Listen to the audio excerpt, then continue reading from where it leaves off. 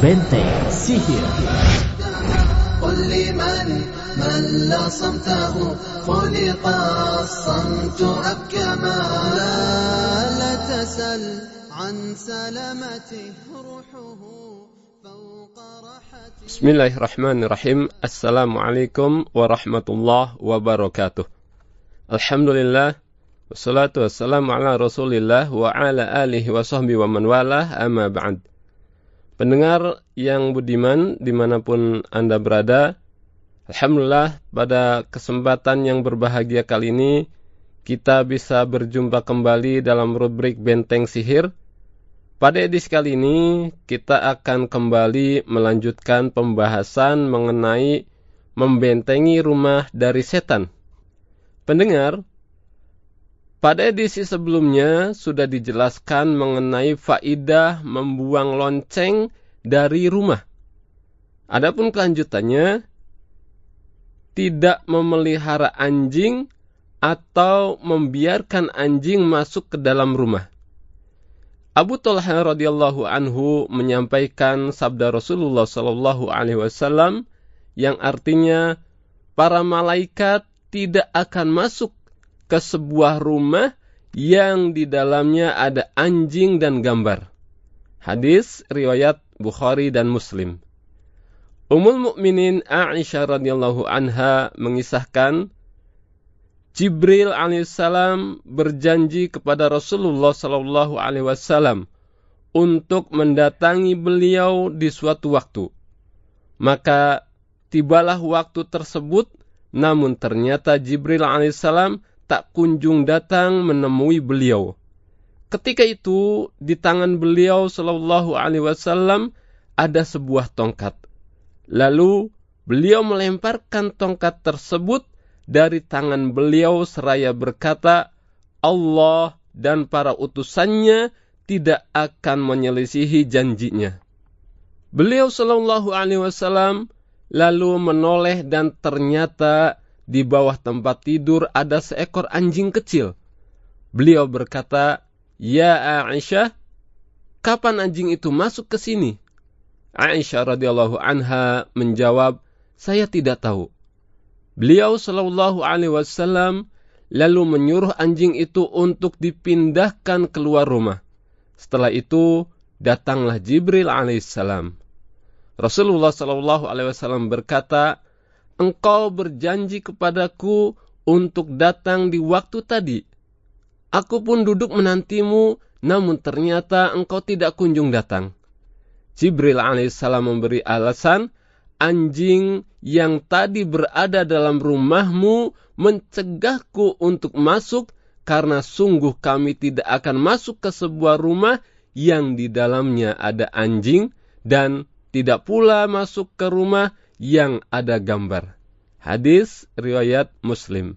Mendengar, dari hadis ini menjelaskan dengan demikian haram bagi seorang muslim memelihara anjing tanpa ada kebutuhan, terkecuali anjing untuk berburu, anjing penjaga kebun, atau penjaga hewan ternak peliharaan. Sebagaimana pengecualian yang disebutkan dalam hadis Ibnu Umar radhiyallahu anhuma, Rasulullah sallallahu alaihi wasallam bersabda, "Siapa yang memelihara anjing kecuali anjing penjaga ternak atau anjing berburu, maka akan berkurang 2 qirat pahala amalannya setiap hari." Hadis riwayat Bukhari dan Muslim. Apakah boleh memelihara anjing untuk menjaga rumah? Dalam hal ini ada perselisihan pendapat. Satu pendapat mengatakan tidak boleh sesuai zahir hadis yang ada. Namun, pendapat yang paling sahih menurut Imam An-Nawawi rahimahullah adalah boleh dikarenakan ada kebutuhan. Wallahu a'lam. Fadilatul Syekh Muhammad Ibnu Shalih Al-Utsaimin rahimahullah menyatakan anjing itu memiliki beragam warna. Namun, khusus anjing berwarna hitam dinyatakan Rasulullah sallallahu alaihi wasallam sebagai setan. Ketika dipertanyakan kepada beliau, apa bedanya anjing merah atau anjing putih dengan anjing hitam? Beliau sallallahu alaihi wasallam menjawab, anjing hitam adalah setan. Anjing hitam ini bila lewat di hadapan orang yang sedang sholat, akan memutus sholat orang tersebut sehingga ia harus mengulangi sholatnya dari awal. Demikian pula bila anjing ini lewat di antara orang yang sholat dan sutrohnya. Mayoritas ulama berpendapat anjing hitam tidak boleh dijadikan anjing pemburu karena anjing ini setan. Walaupun ia telah diajari dan ketika dilepas untuk berburu, pemiliknya telah mengucapkan basmalah. Bagaimana orang kafir dari kalangan Bani Adam yang tidak halal bagi kita memakan hewan buruannya, terkecuali bila ia seorang Yahudi atau Nasrani. Demikian pula setan berupa anjing tidak sah buruannya. Adapun anjing selain warna hitam, tidaklah membatalkan sholat dan boleh dijadikan hewan pemburu sesuai syarat-syarat yang diterangkan oleh para ulama. Namun pendengar, memelihara anjing tanpa kebutuhan hukumnya haram termasuk dosa besar. Sebagai hukumannya, orang yang memelihara anjing itu dikurangi pahala amalannya setiap hari sebesar 2 qirot.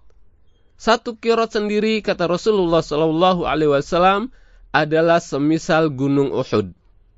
Dikecualikan dari pengharaman ini adalah bila anjing itu dipelihara untuk dijadikan hewan pemburu atau penjaga ladang agar tidak dirusak oleh hewan-hewan ternak.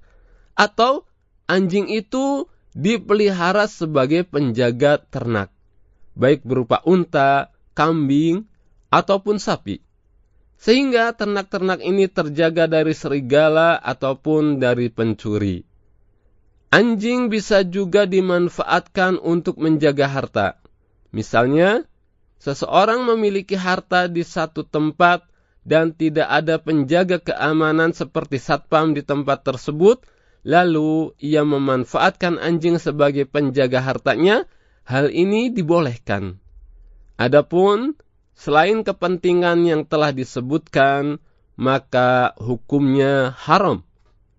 Termasuk hikmah Allah Subhanahu wa Ta'ala, Dia jadikan yang buruk itu untuk yang buruk dan yang jelek untuk yang jelek. Orang-orang kafir dari kalangan Yahudi, Nasrani, dan ateis di negeri timur ataupun barat biasa memelihara anjing yang mereka rawat sedemikian rupa dengan penuh kasih sayang. Demikianlah Allah Subhanahu wa Ta'ala jadikan orang-orang yang buruk dan jelek tersebut menyayangi hewan yang buruk. Na'udzubillah. Pendengar, dari semua penjelasan ini, hendaknya kita jadikan peringatan dan perhatian untuk kita. Karena ada di antara keluarga muslim yang mungkin mereka tidak tahu atau bersikap masa bodoh atau sok meniru orang barat, memelihara anjing di rumah mereka sebagai hewan kesayangan keluarga. Anjing tadi bebas keluar masuk ke rumah tuannya, bahkan masuk ke kamar dan ikut tidur di tempat tidur tuannya. Anjing itu pun biasa menjilati bejana atau wadah makan dan minum mereka, sementara pemiliknya tiada perhatian akan hal ini.